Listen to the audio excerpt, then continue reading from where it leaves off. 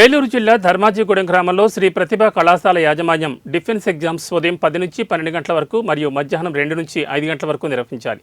కానీ సమయం నిబంధనలు పాటించకుండా 6 గంటలకు విద్యార్థుల దగ్గర నుంచి 5,000 వసూలు చేస్తూ పరీక్షలకు అనుమతిస్తున్నారని ఏఐఎస్ఎఫ్ జిల్లా అధ్యక్షుడు శివకుమార్ విమర్శించారు. తక్షణమే కళాశాల యాజమాన్యంపై కఠిన చర్యలు తీసుకోవాలని డిమాండ్ చేశారు. ఈ కార్యక్రమంలో ఏఐఎస్ఎఫ్ లింగంపాలెం మండలం నాయకులు దుబ్బాకు, సన్నీ మరియు అభిలాష్ పాల్గొన్నారు.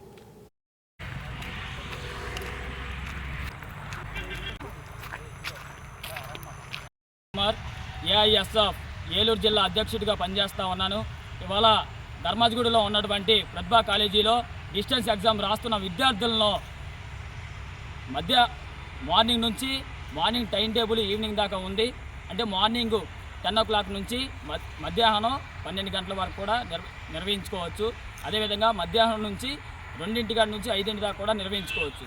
అదేవిధంగా డబ్బుల కోసం ఒక విద్యార్థుల్ని ఎటువంటి పర్మిషన్ లేకుండా విద్యార్థి దగ్గర మనీ కోసం డబ్బుల గురించి ఆలోచించి విద్యా సంస్థలు విద్యార్థి దగ్గర డబ్బులు వసూలు చేసి ఎగ్జామ్స్ రాపిస్తూ ఉన్నారు.